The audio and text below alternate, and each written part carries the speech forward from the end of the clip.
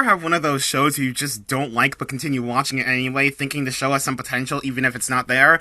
If that's the case, then welcome to what I call a love-hate relationship with a TV show, even if the negatives outweigh the positives for me. Let's talk about The Fruits of Evolution. The Fruits of Evolution, before I knew it, my life had it made, is an anime that I watched during the fall 2021 season. It was basically the show that I felt like watching because there are only a few on-season Crunchyroll shows that I actually cared about, largely because Funimation swallowed up a quarter of the shows that I had planned to watch. My Senpai is Annoying and Vampire Dies in No Time.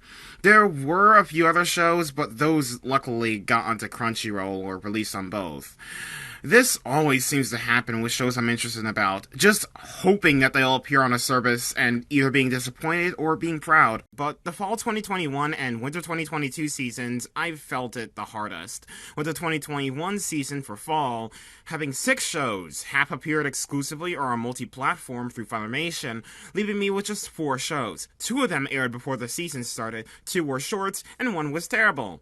Now, the winter 2022 lineup, I chose Slow Loop, Police in the Pod, Q, My Dress Up Darling, and 1 other potential candidate, an Isekai show on Crunchyroll, of course. 2 of those shows are only available on Funimation, and the other 3 are on Crunchyroll, but at least this time I have a Funimation subscription.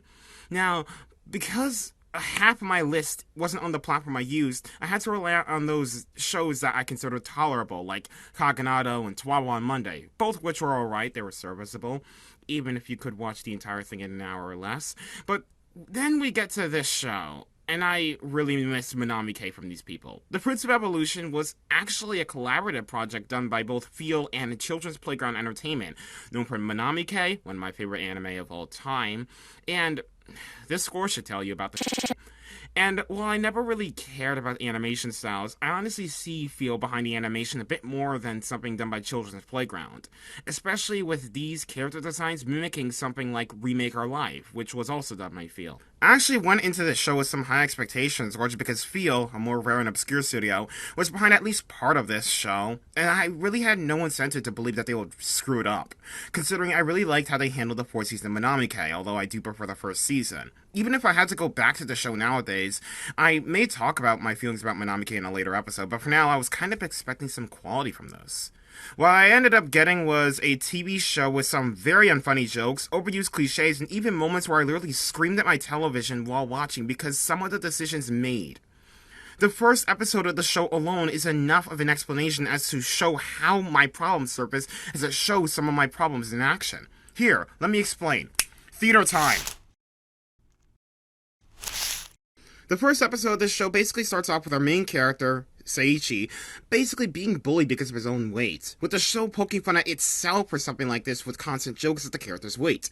First of all, I'm immediately going to stop the show there. While I'm fine with characters getting bullied for things, I feel like there should be some kind of motive to everything, why something should matter. Like, yeah, I get it, he's fat, but when did our characters start looking like this? And assuming these characters have seen him being bullied, maybe someone should step up. Oh, wait, somebody does step up, and that person later turns out to have also bullied our protagonist in a way. I don't know if that's ironic or hypocritical. Anyway, this mysterious voice, out of nowhere, starts speaking to the class and tells them that basically they're all getting isekai'd, and most of them are surprised.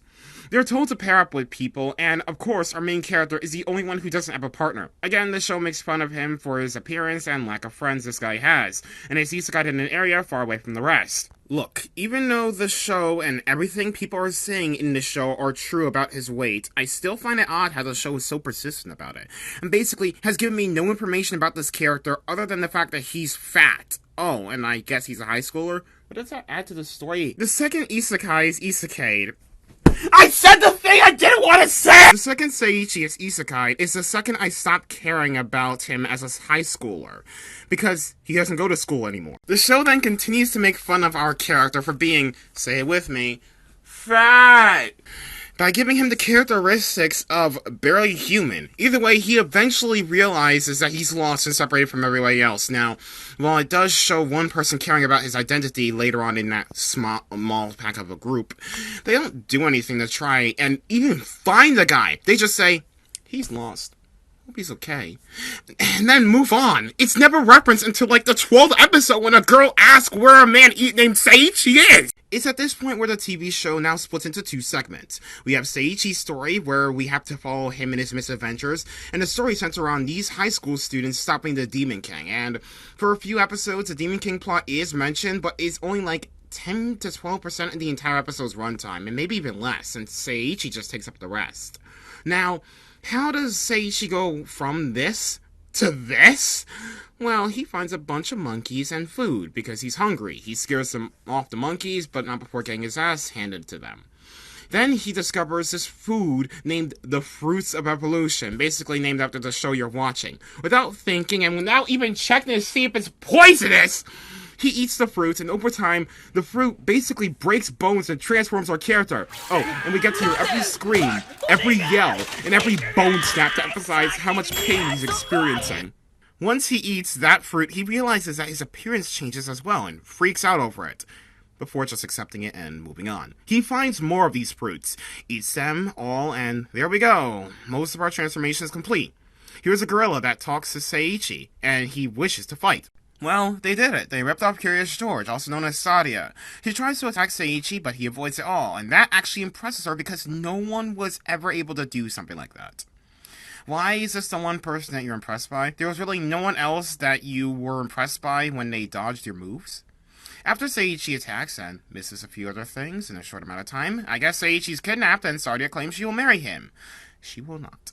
So, that's the first episode. Now, that was the way that I told it through theater speak, through puppets and stuff like that. But I still don't think the show was off to a great start. The things that happened in it were weird. The amount of yelling Seiichi, our protagonist, did was unbearably annoying.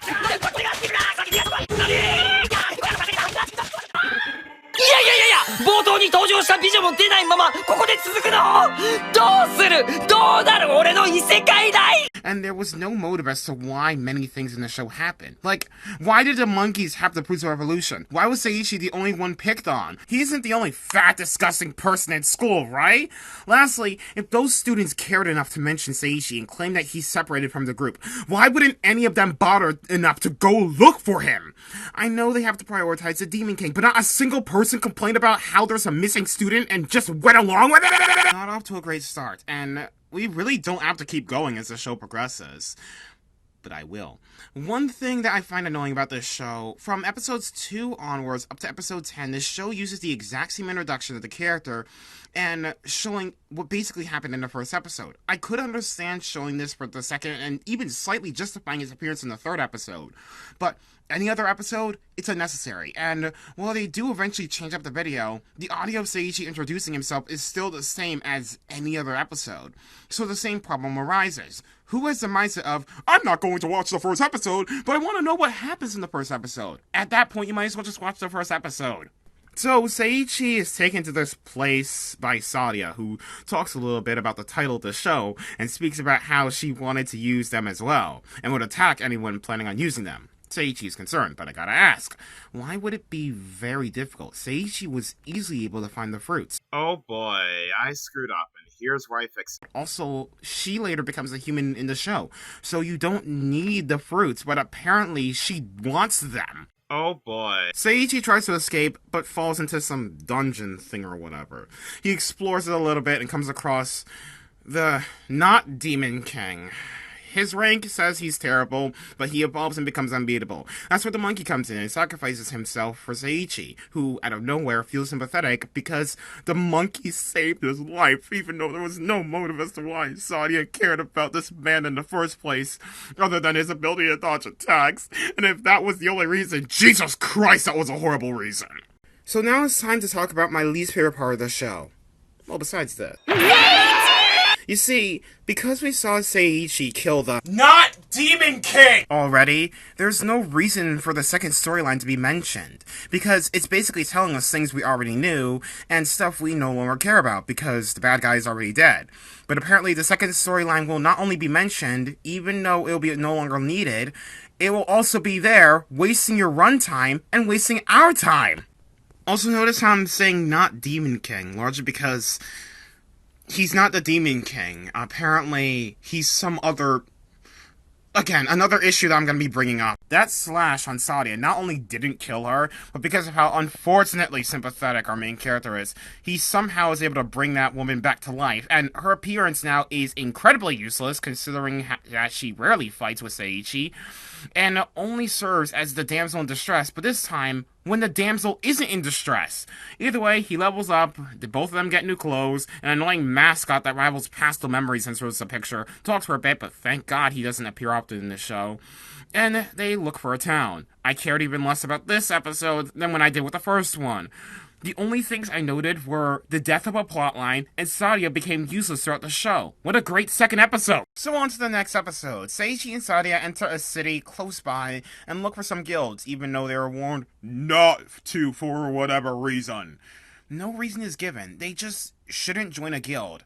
After looking to find a guide, they eventually choose suddenly a normal-looking guild that actually contains Aria from Setai Yakiwendomo and the bodybuilder dude from How Heavy Are the Dumbbells You Lift. And yes, I'm going to be calling them that for the rest of this video. They basically say, join the guild. We're totally normal people. Seiichi disagrees. Sadia's hooked. Again, no reason. And Seiichi ultimately agrees to join this particular guild.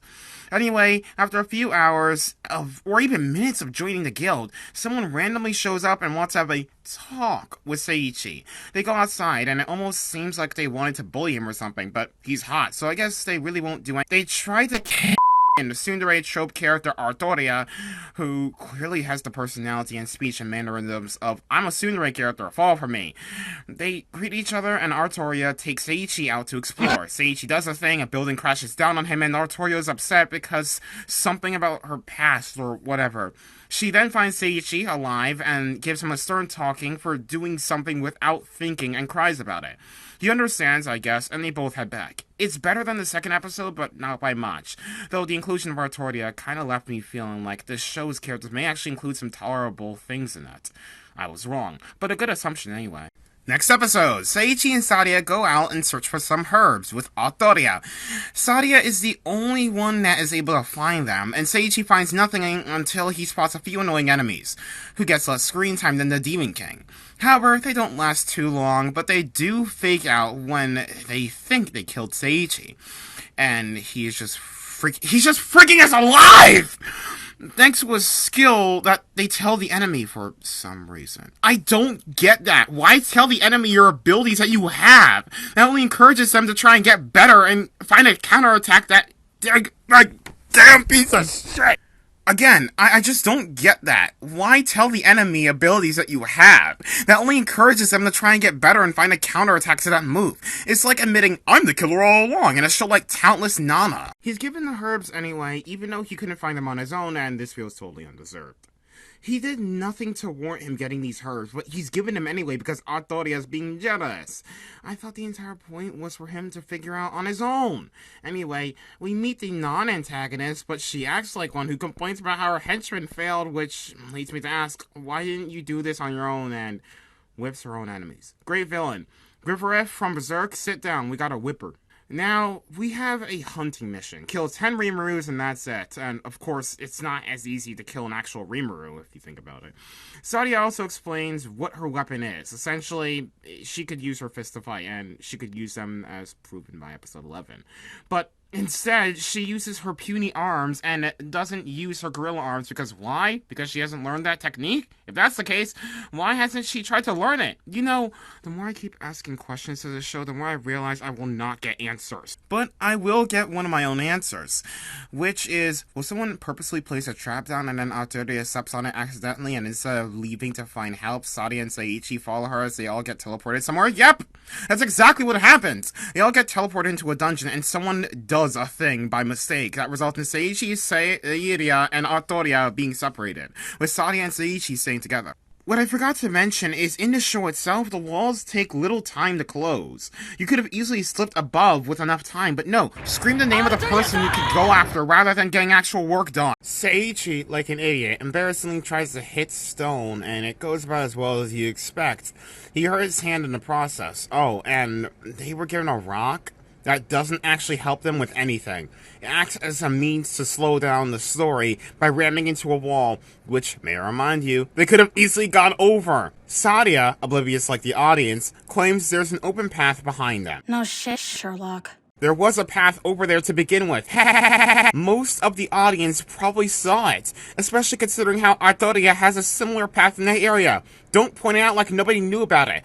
Man, we've been so caught up with Seiichi and Sadia, let's catch up with Artoria. She's kicking enemy hides and walking through the dungeon, and that's about it. Back to Seiichi. I don't know, but the way that could have been done kind of bugs me.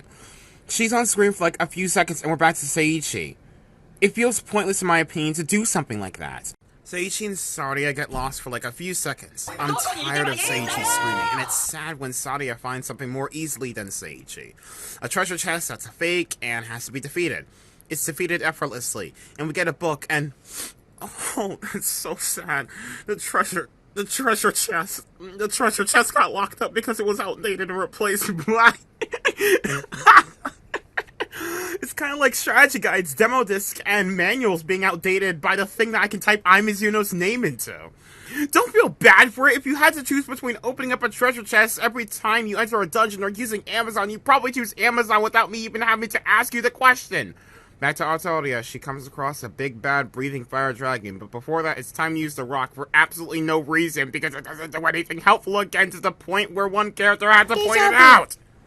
Now, we're with Artoria, who's trying to stand up against this dragon. She gets her ass handed, and Seiichi comes to save the day, with the entire fight being half the runtime of this episode, with the other half being ugh, eek, and oof.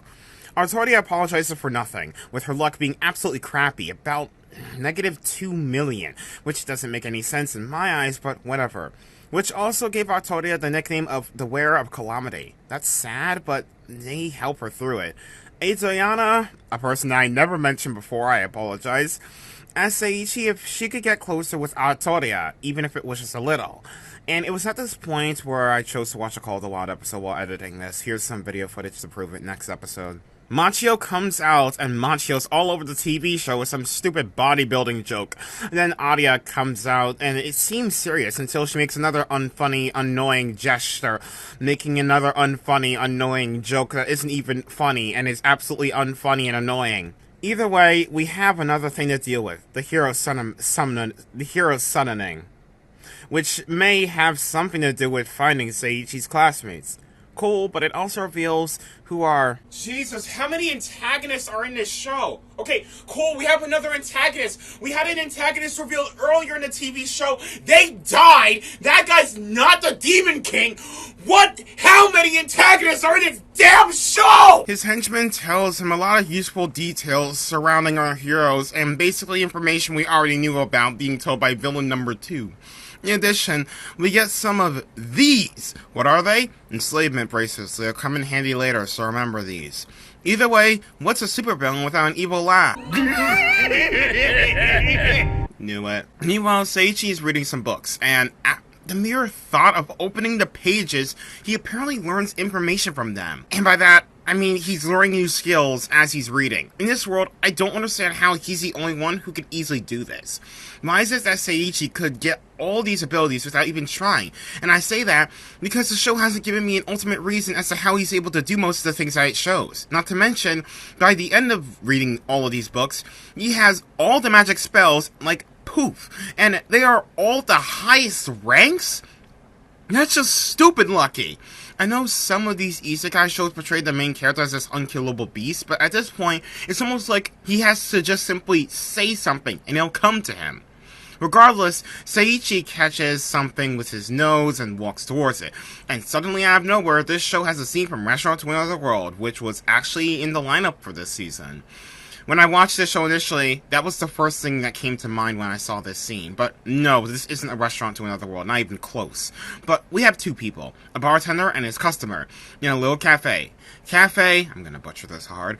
Accogliente, and they give our boy Seiichi a good talking while he eats an entire plate in the most use silverware not your fingers way possible.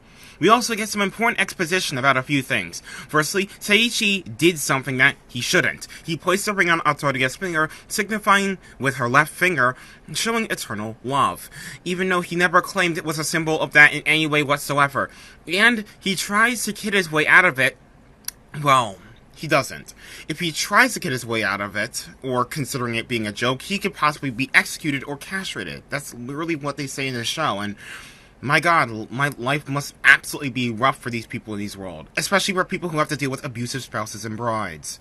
And the bartender, Noad, also tells him some excellent advice. Never give a person a vague answer. That is not only the best advice, but it's also most convenient. So he ultimately decides, yes, I don't want my life to go into a ditch. I'm going to marry whoever now, and proceeds to run to where Artorio tells him that. Before we go, though, we get Boots, a name Louise, and that's it. On to the next scene. Artoria finally catches up with Seiichi, who's at the church, and Seiichi gives us a play-by-play as to what's happening. He finally has the opportunity to clear up the misunderstanding about the ring, but he doesn't clear up the misunderstanding about the ring. Instead, Artoria confesses his love in front of Sadia. Nevertheless, you don't see her, but the show will eventually show her. When she does show up, instead of being angry, which she had a serious expression on her face, she instead claims to accept Artoria instead of herself. She eventually is accepted. Artoria and Machio come out of nowhere to congratulate the two Uma Museum Season 3 teaser. So happy with the show. So far, I feel like the show isn't good. Big surprise. The show is unfunny, has moments where I'd go, why aren't you doing this? Or, what are you doing? Not to mention the scenes where Adia and Machio are just straight up unnecessary. I'm sick of 5 seconds, and what's even worse is that I had to split the video up into 2 parts, because half the battle is one. So part 2 will come out soon enough, and we'll get this show out of the way. Thank you, and I'll see you later.